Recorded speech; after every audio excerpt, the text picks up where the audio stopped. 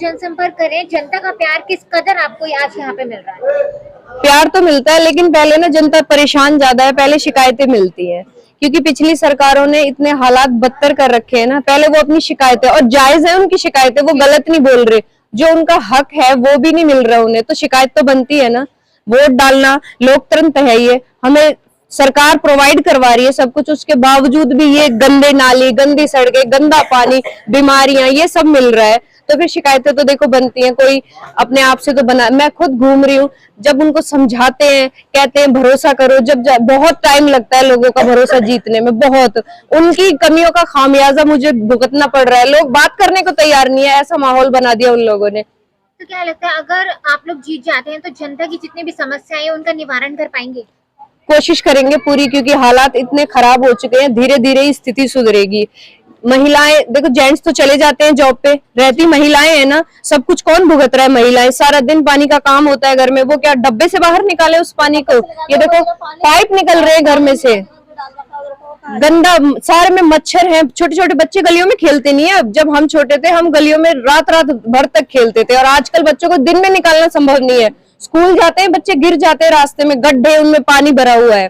तो ये तो बस जेन्युइन सी शिकायतें लोगों की। यहाँ पे डबल इंजन की सरकार होने के बाद भी क्षेत्र का किसी तरीके से विकास नहीं हो पाया। अगर क्षेत्र की हालत देखें तो समय बद से बदतर है, तो क्या लगता है कि लोगों में किस तरह का रोष है इसको लेकर? इंजन में भी ईंधन चाहिए ना, जब ईंधन ही सबने अपने घर में लगा लिया, जीतने वालों ने ईंधन सारा अपना घर, अपनी जेबें भर ली, तो फिर जनता को क्या मिलेगा? आप बताओ बताओ। जब उन्होंने सारा ईंधन की जरूरत थी ना, ईंधन सरकार ने दिया भी, इनको क्या मिला? ठेंगा। क्या मिला? उन्होंने अपनी अलमारियां भर ली, तो अब उन्हें कोई मतलब नहीं है। अब तो लोग यूं कह रहे हैं, सुना है मैंने, किसी का कोई वो नहीं, मैं तो किस्मत से जीता हूँ। लोग अब किस्मत बता रहे हैं, इनका कोई सपोर्ट नहीं है, सब इन्हीं की ही माया है जो आज कुर्सियों पे बैठे हैं।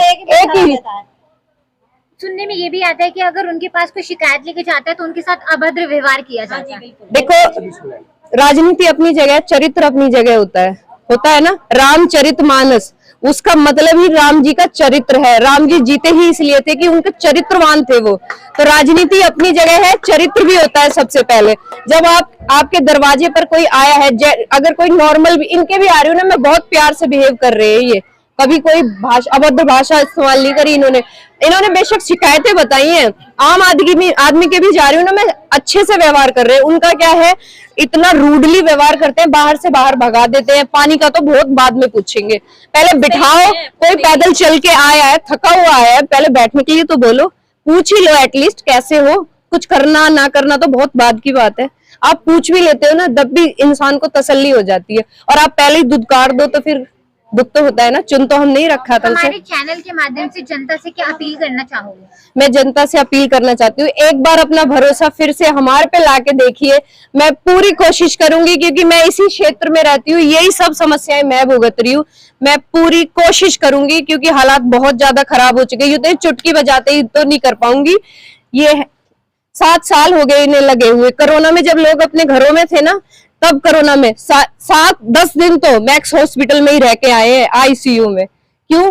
घर घर जाके राशन रख के आए। मैं सबकी पति अपने सब घर में रखती थी, किसी को मैं कहती चलो कोई नहीं, आपके मन में है सेवा की आप जाओ। विधवा, विकलांग, सबको राशन देते हैं। मेरा भी तो हिम्मत, जहाँ तक